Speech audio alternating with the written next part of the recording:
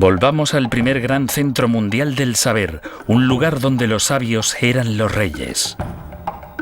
Descubra un almacén de antigua sabiduría cuya grandeza no pudo salvarlo de la destrucción. La Biblioteca de Alejandría. La Biblioteca de Alejandría en el antiguo Egipto fue algo más que una simple biblioteca. Fue el primer centro de investigación del mundo. Alejandría invitaba a dignatarios de todo el mundo a estudiar en las salas de su biblioteca. Los estudiosos residentes en la ciudad podían vivir, comer, aprender y trabajar con los visitantes que traían nuevos e importantes conocimientos a Alejandría. Aparentemente, todo lo que queda de la legendaria biblioteca es esta moderna excavación llamada el Serapeo, la estructura secundaria construida cuando la biblioteca original empezó a desbordarse con libros y gente. El Serapeo nos permite vislumbrar el ilustre pasado de la biblioteca, provocando aún más nuestra curiosidad. Lo increíble sobre la Biblioteca de Alejandría es que era el centro del saber más importante del mundo antiguo. Y no sabemos dónde estaba o dónde está ahora. No sabemos cómo era. No sabemos con detalle qué libros tenía. No sabemos quiénes estuvieron allí. Hay más cosas que no sabemos que cosas que sabemos, y fue quizás el fenómeno más importante de la historia intelectual del hombre.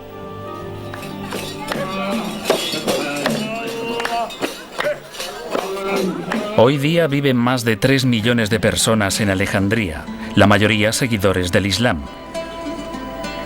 Las viejas calles están inundadas de tiendas y edificios construidos junto a antiguas ruinas.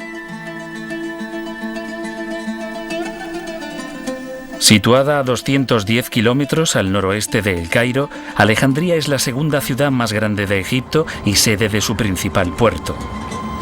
En el siglo IV a.C., este magnífico puerto abierto y su isla de faros atrajeron al ilustre conquistador Alejandro Magno. Cuando Alejandro fundó la ciudad en el año 332 a.C., eligió este lugar para su localización. El mar Mediterráneo, la isla de Faros y la proximidad del río Nilo la convertían en una buena base naval. El puerto natural permitía el fácil acceso a todas las naciones del cada vez más floreciente Mediterráneo. El comercio y el intercambio con otras civilizaciones resultaba posible. Alejandría poseía todos los atributos para convertirse en el nuevo centro mundial del pensamiento y la cultura. Cuando Alejandro Magno contempló el puerto vacío, tuvo una visión clara de la ciudad que llevaría su nombre. Pero, ¿por qué querría un guerrero como Alejandro construir una biblioteca?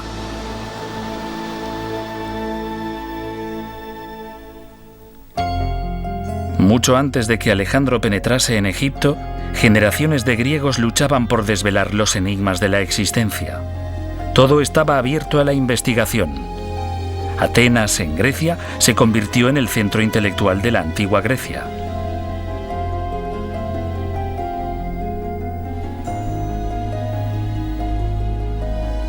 El discurso y el debate eran respetados pasatiempos. La oratoria fue la cuna de eruditos que alcanzaron la celebridad. En los siglos V y IV a.C., hombres como Sócrates, Platón y Aristóteles trabajaban en Atenas. Ellos eran los populares y controvertidos artífices de la política de la época. Sus antiguas enseñanzas constituyen la base del pensamiento moderno, y sin embargo, las vidas de estos antiguos intelectuales convergieron con la de uno de los más grandes generales de la historia, Alejandro Magno. La tradición cuenta que Alejandro fue discípulo de Aristóteles. Y Aristóteles, desde luego, fue discípulo de Platón, que a su vez lo fue de Sócrates. Platón y Sócrates creían que los sentidos nos confunden, que uno no debía creer lo que veía. Creían en verdades inmutables y eternas, que son aprendidas por la mente, no por los sentidos. Aristóteles dijo, no, nada penetra en la mente si no es a través de los sentidos. Y él, a su vez, enseñó a Alejandro Magno. Alejandro era hijo del rey Filipo de Macedonia. el estado de la antigua Grecia que más rápidamente se expandía. Naturalmente, el rey Filipo deseaba el mejor preceptor del país para su hijo.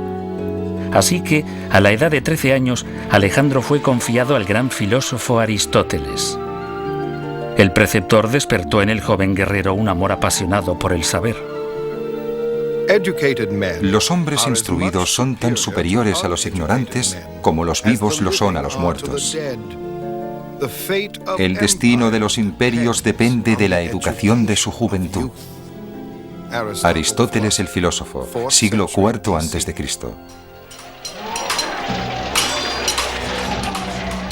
Alejandro consideraba el conocimiento como un arma para el poder. En su lucha para conquistar el mundo una década más tarde, Alejandro llevaba consigo en las batallas una copia de Aristóteles de la Ilíada de Homero. El guerrero era también un poeta. Guiando a su impresionante ejército a través de Asia hasta la India occidental, el joven general inspiraba admiración. Su campaña para defenderse de la dominación persa penetró como una lanza en el mundo antiguo, ganándose el apoyo de ejércitos, imperios y países. En el otoño del año 332 a.C., Alejandro penetró en Egipto en su campaña mundial. Egipto, entonces una provincia persa, aclamó a Alejandro como al liberador de la opresión persa. Recibido como soberano, Alejandro fue coronado faraón de Egipto. Durante casi 3000 años, Egipto había sido gobernado por faraones divinos. Esos antiguos faraones eran el vínculo entre sus mortales súbditos y los propios dioses. Los faraones egipcios eran considerados dioses en vida y después de la muerte.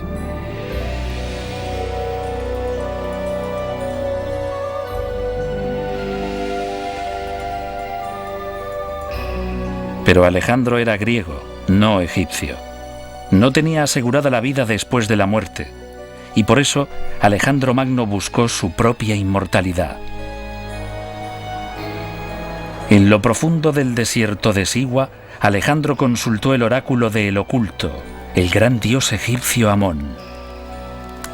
La leyenda cuenta que Alejandro guardaba un secreto, que era el descendiente no del mortal rey Filipo, sino hijo del propio dios Amón. Fue a Siwa y preguntó al oráculo del dios Amón si eso era cierto. Y en un sueño vio al dios Amón abrazar a su madre. Así que esta era la garantía, la confirmación de su pretensión. Entonces preguntó a su padre, el dios Amón, si quería que él hiciese algo. Y la respuesta vino también a través de un sueño. Rey, soy el dios Amón que te habla. Ve y funda una ilustre ciudad donde está la isla de Faros. Él inmediatamente hizo esto.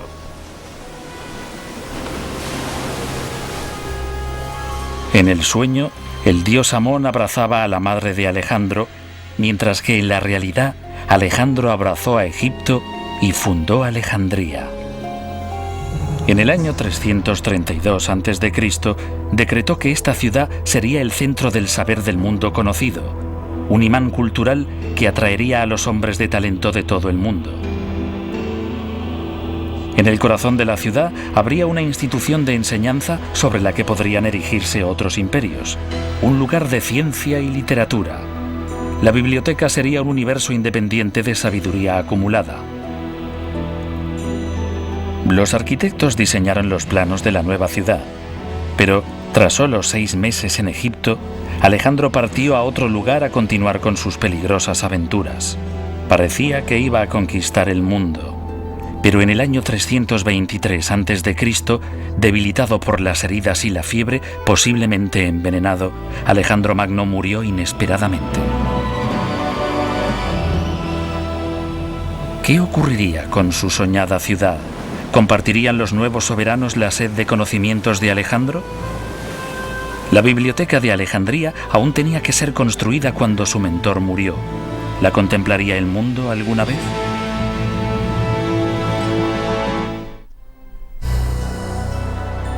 Con la fundación de Alejandría se inició un nuevo y brillante período de la historia de Grecia. Era el amanecer de un nuevo imperio y de una nueva forma de pensamiento. Cuando Alejandro Magno murió, Ptolomeo, su general de más confianza, le sucedió en el gobierno de Egipto y construyó la biblioteca concebida por Alejandro. Ptolomeo I inició una dinastía, una serie de reyes de la misma familia que gobernarían Egipto durante casi 300 años. Ptolomeo I convirtió a Alejandría en la capital de Egipto, pero la ciudad aún se enfrentaba a la poderosa competencia de los militares que gobernaban otros países. Competían unos con otros en poder, en riqueza y en grandeza. Uno de los campos de competición era la cultura. Ptolomeo quería que su ciudad fuese no solo la capital de un poderoso país, sino un centro de ilustración, conocimiento y aprendizaje. Los primeros ciudadanos de Alejandría eran egipcios, soldados macedonios, una gran comunidad judía e inmigrantes griegos.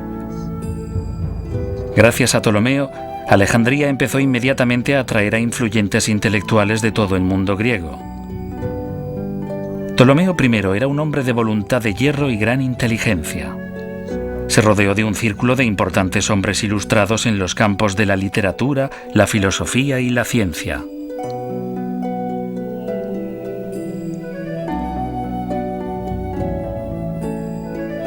El arquitecto Demetrio de Falero asistió a Ptolomeo en el diseño de los planos del nuevo centro. Ladrillos, templos caídos y esfinges semidestruidas son lo único que queda de esta institución. Se cree que el Serapeo, la biblioteca hija, fue construido más hacia el interior que la biblioteca principal y el museo.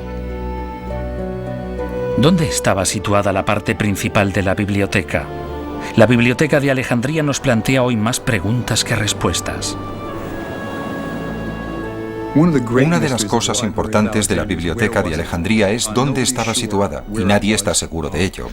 Creemos que estaba a la orilla del agua, y que esto explicaría dónde se encuentra ahora, bajo el agua. Tampoco sabemos cómo era. No hay documentos coetáneos que proporcionen realmente una descripción de la biblioteca, así que nos preguntamos de verdad cómo era. ¿Tenía 2 pisos? ¿Tenía 3 pisos? ¿Era oscura o tenía una buena iluminación? Hay muchas cosas que no sabemos sobre la biblioteca. La biblioteca principal estaba construida probablemente cerca del puerto, en el barrio griego real de Alejandría. Se cree que estaba dentro o cerca del palacio llamado Bruchión o museo. Los estudios que se desarrollaban allí eran costeados por la Casa Real. Muchos sabios locales recibían un sueldo del rey. Los ptolomeos estaban lógicamente orgullosos de su biblioteca. Había un fuerte sentido del deber por parte de los ptolomeos hacia el fomento del aprendizaje, lo que es muy destacable en cierta forma. Siempre lo es, ya que sus preocupaciones reales eran el poder, la seguridad de la dinastía y los problemas de Egipto, que eran enormes. Una de las cosas que hizo Ptolomeo fue coleccionar libros, algo muy propio de los griegos, coleccionar tantos libros como fuera posible, y él lo hizo con creces. Los visitantes llegaban con sus versiones de famosos textos literarios antiguos. Algunas veces se enviaba a agentes al extranjero para conseguir nuevas obras. A veces se donaban manuscritos a la biblioteca. Incluso la biblioteca de Aristóteles fue legada a la biblioteca de Alejandría. Se nos ha contado también que existía una ley por la que cualquier viajero que entraba en el país, en el puerto de Alejandría, era registrado en busca de libros. No en busca de drogas, sino de libros. Y si se encontraba un libro, este era llevado a la biblioteca. Si no había allí una copia de él, era confiscado y el viajero compensado. Así que hicieron cosas extraordinarias. para adquirir libros. Pero el método normal para adquirir libros era, desde luego, comprarlos. Y había mercados y mercados de libros. Así que, de esta forma, Alejandría adquirió la mayor colección de libros que jamás existió en la antigüedad.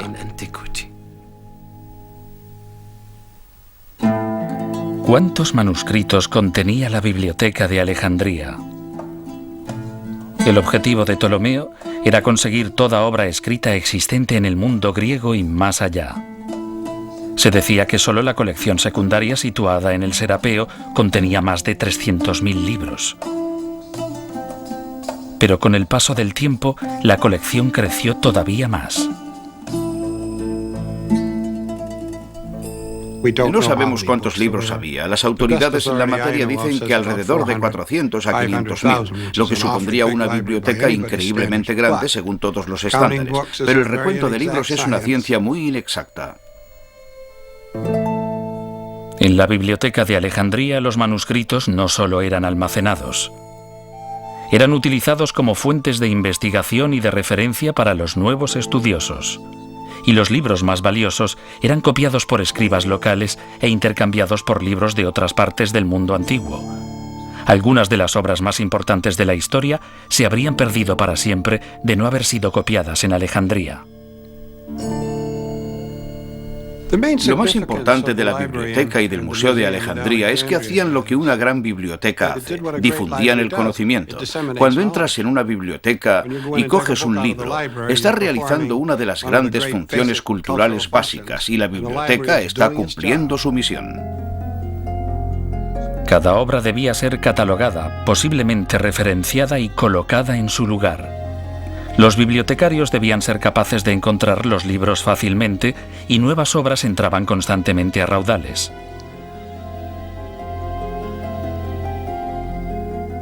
Además de nuevo material para la biblioteca, venían más visitantes.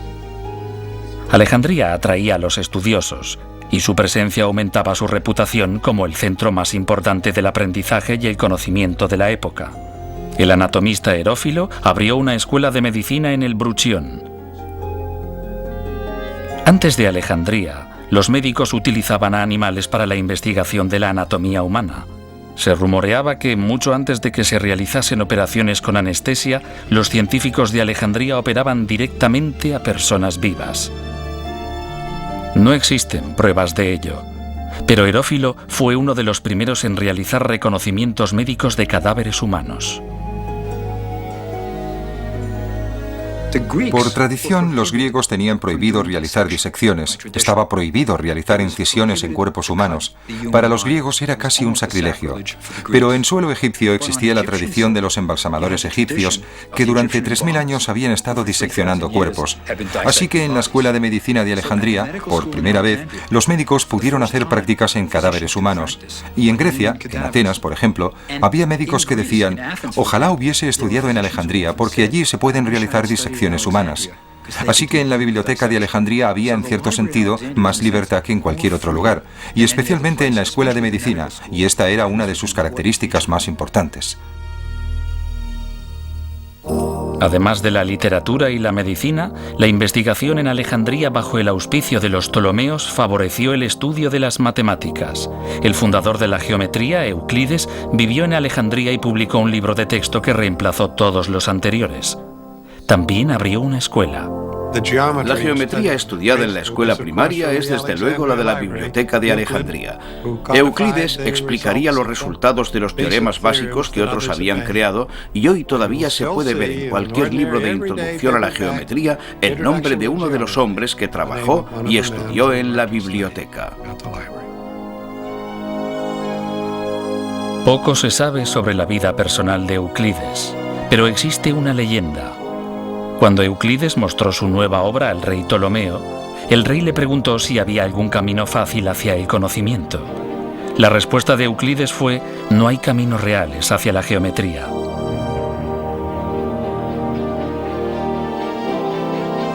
Ptolomeo trabajó sin descanso para construir la biblioteca, pero cuando envejeció encargó a su hijo el gobierno de la tierra de los faraones.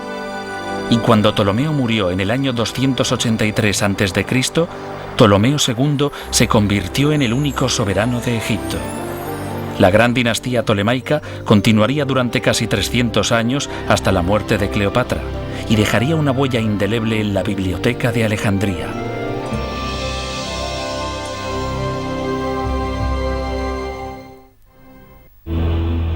El segundo Ptolomeo cumplió con los deseos de su padre y de Alejandro Magno, y la Biblioteca de Alejandría floreció en el siglo III a.C.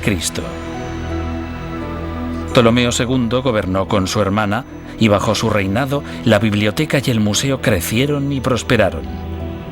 Fue la edad de oro de Alejandría. Además de ampliar la biblioteca y el museo, Ptolomeo II construyó la última de las 7 maravillas del mundo antiguo, un faro colosal en la isla de Faros.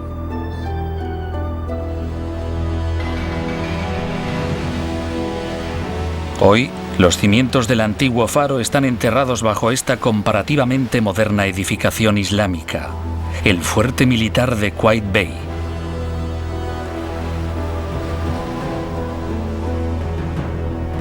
Pero en la época tolemaica, los viajeros que llegaban a Alejandría contemplaban el primer faro de la historia diseñado arquitectónicamente, una maravilla de la construcción de 3 niveles de unos 120 metros de altura.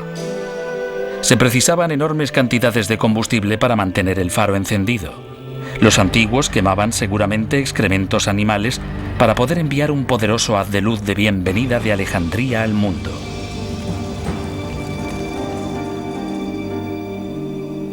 Los viajeros guiados por el faro eran atraídos a la biblioteca, seducidos por los tesoros de sus manuscritos.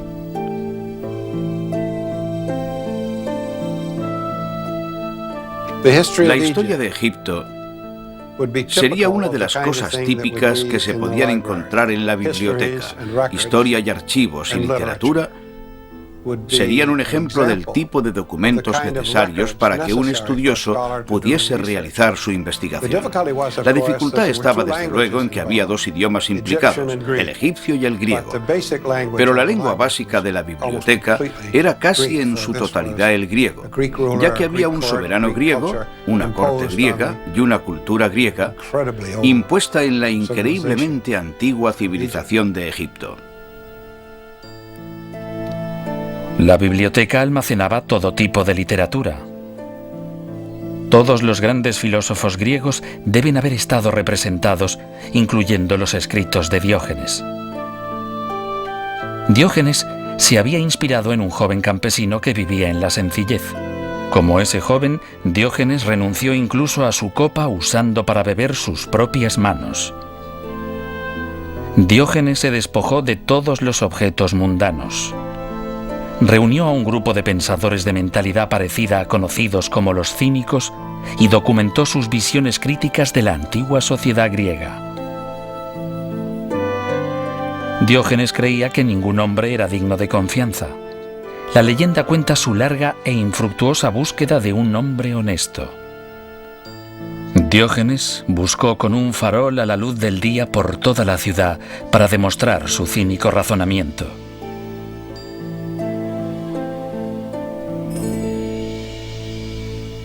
Los manuscritos de Diógenes el Cínico constituyeron una parte de la inmensa colección de la biblioteca. La biblioteca de Alejandría era realmente única en un sentido importante. Era ecléctica, lo querían todo. No solo almacenaban cultura griega, querían textos babilonios, querían textos turcos, querían todo lo que pudiesen conseguir. Querían la Biblia judía. Según la leyenda, la primera traducción al griego del Antiguo Testamento fue escrita en Alejandría bajo la supervisión de Ptolomeo II. Se dice que pidió a 70 sabios judíos que tradujesen y copiasen simultáneamente los libros de la ley judíos.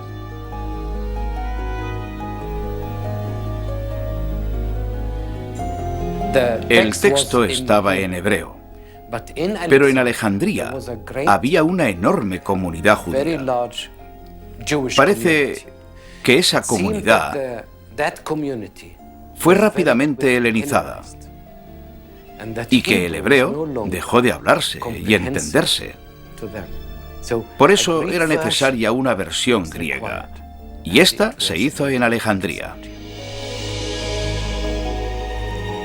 Con un nombre inspirado en el número de sabios que la copiaron, la versión de los 70 hizo el texto del Antiguo Testamento accesible a un amplio número de personas y creó la base para otras incontables traducciones de la Biblia. La Biblia y todos los libros de esa época estaban escritos en rollos de papiro. La palabra papel viene de la egipcia papiro, la planta de la que se hacían los rollos de pergamino. Los papiros crecían a lo largo de las orillas del Nilo. Los antiguos prensaban cañas de papiro mojadas. Las machacaban hasta obtener láminas y cuando éstas estaban secas se podía escribir sobre ellas con pluma y tinta.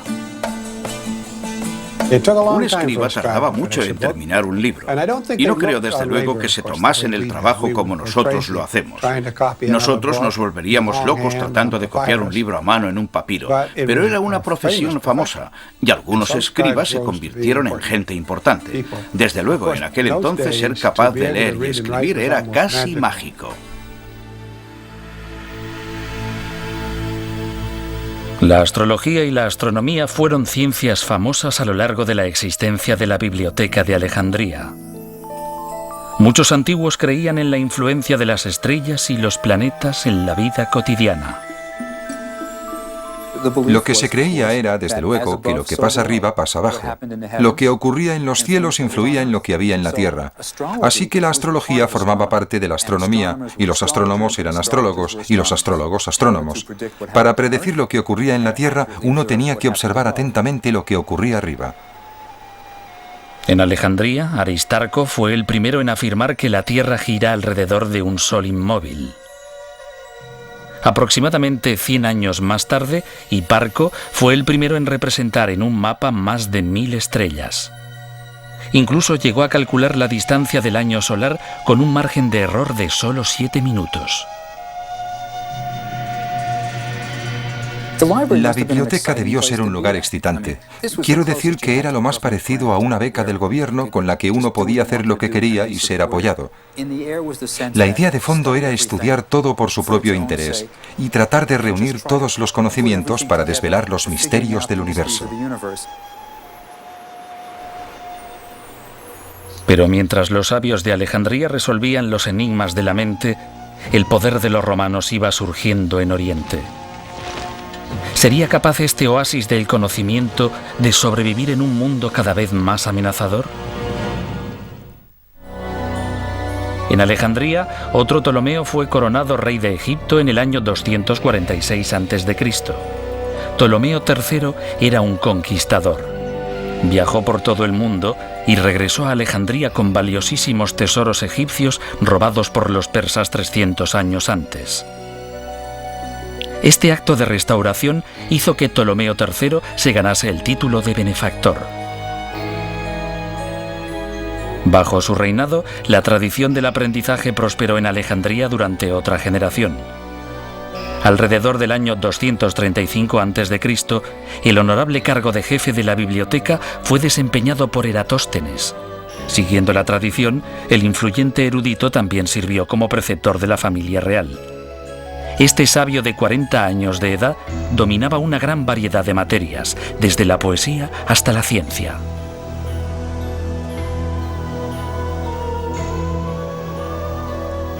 Eratóstenes es el primero en calcular la circunferencia de la Tierra. Es importante resaltar que a todos nos enseñaron en la escuela que Colón fue el que demostró que la Tierra era redonda. Los griegos instruidos ya sabían que la Tierra era redonda mucho antes que Colón. Incluso en uno de los diálogos de Sócrates, este dice: cuando describimos la Tierra sabemos que es una esfera suspendida en el firmamento. Así que se sabía que la Tierra era redonda. La pregunta era, ¿qué tamaño tenía? Observando la proyección de las sombras en Alejandría y en el sur de Egipto al mediodía en el mismo día, y calculando la diferencia entre el tamaño de cada sombra y la distancia entre los dos puntos de referencia, Eratóstenes fue capaz de calcular la circunferencia de la Tierra. Dijo que la Tierra tenía una circunferencia de 39.700 kilómetros. Sorprendentemente, solo se equivocó en unos 322.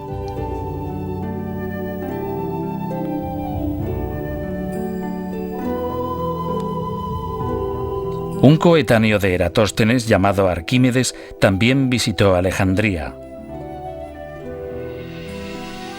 Quizás el más famoso de los antiguos matemáticos, Arquímedes estudió pesos y medidas, lo que ahora llamamos física.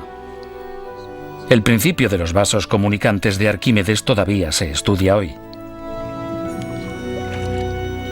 En la cumbre de su popularidad, raudales y raudales de grandes pensadores pasaron por Alejandría.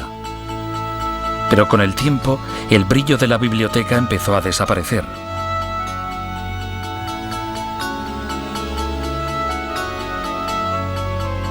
El reinado de Ptolomeo IV marcó el principio del declive de la dinastía y de la biblioteca. Otros centros mundiales del saber emergieron para sustituirla. Cerca del mar Egeo, la biblioteca de Pérgamo rivalizaba con la de Alejandría en cultura y esplendor.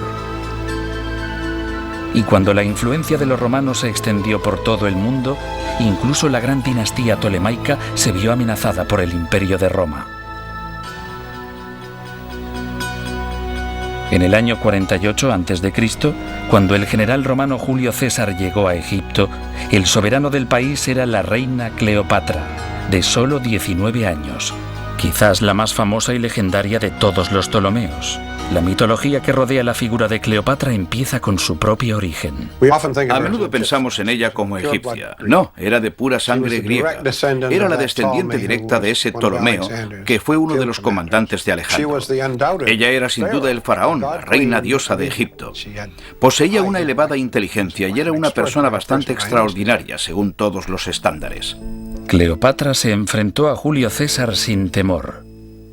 Aunque César vino a conquistar Egipto, fue Cleopatra la que conquistó el corazón de César.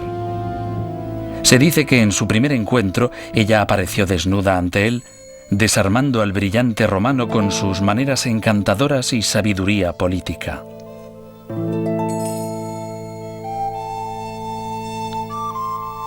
Pero más allá de su naturaleza seductora, Cleopatra poseía admirables habilidades militares y una aguda inteligencia. Lo importante es que Cleopatra era realmente una intelectual. De todos los Ptolomeos, Cleopatra fue la única que sabía hablar egipcio. Era sabido que podía recibir a los que venían a su corte en sus propios idiomas, y probablemente cuando César llegó y cuando Marco Antonio llegó, pudo hablar con ellos en latín. Así que Cleopatra seguramente tuvo un interés activo en la biblioteca, casi con seguridad como una intelectual. Se dice incluso que Cleopatra escribió algunas obras que pudieron estar en la biblioteca.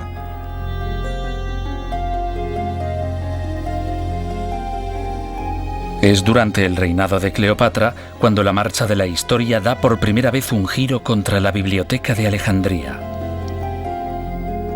Cuando Cleopatra luchó por el gobierno de Egipto contra su corregente y hermano, César se puso del lado de Cleopatra y terminó metido en una guerra civil en Alejandría. La flota de César no podía competir con los magníficos veleros alejandrinos y pronto se vio rodeada en el puerto. César se encontró rodeado, recurrió al fuego y prendió fuego a los barcos enemigos. El fuego destruyó los barcos en el mar y en los muelles. Y aquí termina el relato del propio César. Un siglo más tarde, sabremos más detalles, como que el fuego no solo se limitó a los barcos, sino que se propagó a los barrios de la ciudad más cercanos al puerto.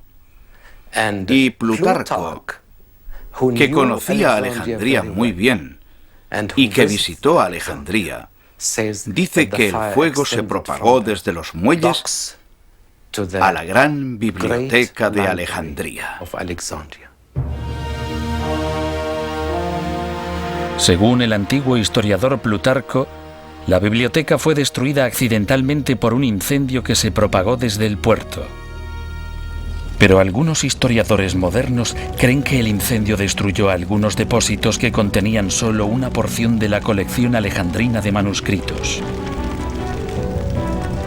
¿Resurgió la biblioteca de Alejandría de entre sus cenizas para continuar con su tradición de enseñanza? Tras la muerte de César en el año 44 a.C., su sucesor, Marco Antonio, ofreció a la reina Cleopatra miles de libros comprados a su rival, la Biblioteca de Pérgamo. Esta oferta fue realizada posiblemente para reemplazar los libros quemados por César. Marco Antonio, como César antes que él, apoyó a Cleopatra contra la oposición en Alejandría. Pero en el año 31 a.C., los dos fueron derrotados en la batalla naval de Accio. Marco Antonio se suicidó y su amante, la reina Cleopatra, pronto le siguió. La leyenda dice que Cleopatra puso una serpiente en su pecho y tras la mordedura del áspid rápidamente sucumbió a su veneno y murió. Es más probable que la reina ingiriese un veneno que la mató. Pero cualquiera que fuese la causa, la dinastía tolemaica que había fundado y financiado la Biblioteca de Alejandría terminó con la muerte de Cleopatra en el año 30 a.C. Si la guerra civil de Alejandría y el fin de una dinastía no pudieron destruir la enorme biblioteca, ¿qué lo hizo?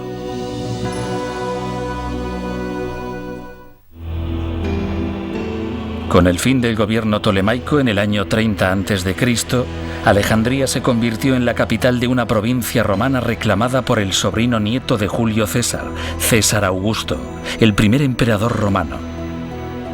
Por entonces, Alejandría tenía más de 300.000 habitantes. La ciudad disfrutaba de una nueva energía que había estado ausente durante los 50 años anteriores. Pero bajo la influencia romana, la biblioteca no prosperó como lo había hecho en el pasado.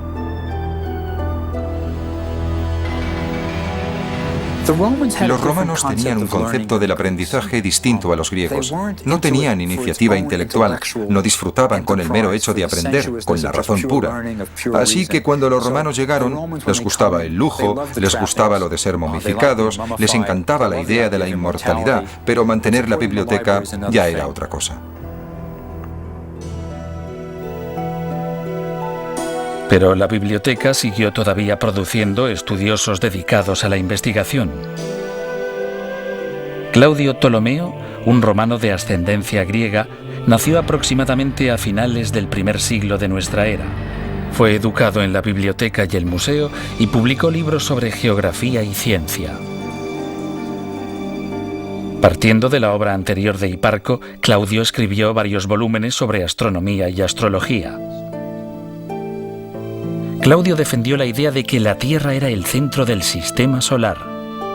Esta teoría fue conocida como el sistema tolemaico de astronomía, que fue utilizado hasta el siglo XVI. Sé que soy mortal y efímero, pero cuando contemplo las espirales circulares de las estrellas, dejo de pisar el suelo con mis pies y me siento con el propio Zeus, y tomo mi ración de ambrosía, el manjar de los dioses. Claudio Ptolomeo. Claudio Ptolomeo vivió durante una época relativamente pacífica de la historia de Roma. Pero hacia el año 200 de nuestra era, Alejandría se enfrentó a la invasión y el saqueo extranjeros. Los días más brillantes del aprendizaje y el conocimiento habían terminado para siempre en la gran ciudad. La causa precisa de la destrucción final de la biblioteca se ha perdido en el tiempo. Los relatos procedentes de diversas fuentes antiguas se contradicen unos con otros y con los modernos historiadores. El tema sigue siendo polémico.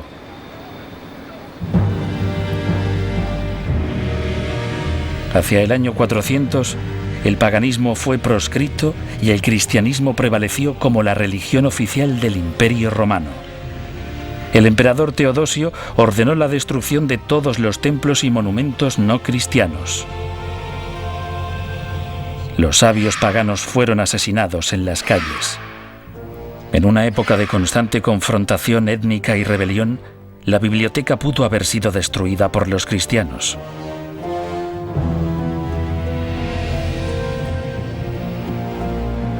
En el año 616, Alejandría fue invadida cuando los persas conquistaron Egipto. El mismo siglo trajo a los conquistadores árabes a la tierra de los faraones y con ellos a la religión islámica de Mahoma. Este fue quizás el momento de la historia en que la biblioteca fue finalmente destruida. Creo que hoy la mayoría de las personas que han estudiado el problema dirán que la destrucción real se produjo cuando el gran ejército musulmán cruzó el delta, tomó y saqueó la ciudad. Alejandría se rindió a los musulmanes, que decretaron que, si el contenido de la biblioteca contradecía la fe islámica, debía ser destruido, y si apoyaba la fe islámica, los libros eran innecesarios y debían ser destruidos. La leyenda cuenta que los gobernantes musulmanes ordenaron que todos los libros de la biblioteca de Alejandría fuesen quemados.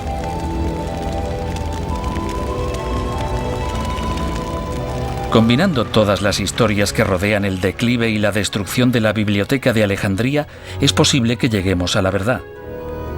Quizás la gran institución fue muriendo gradualmente. El incendio de César, la falta de financiación, la revolución cristiana, la invasión musulmana y el húmedo clima de la costa de la magnífica ciudad portuaria pueden haber contribuido todos juntos a la pérdida de la mayor colección de manuscritos de la antigüedad. Si sobrevivió algo, debió simplemente desintegrarse. Quizás lo importante sea no cómo desapareció la biblioteca, sino que existiese alguna vez. Creo que lo maravilloso acerca de la Biblioteca de Alejandría es que la hicieran, que los Ptolomeos quisiesen apoyar a este grupo de intelectuales que no hacían nada por la economía de Grecia.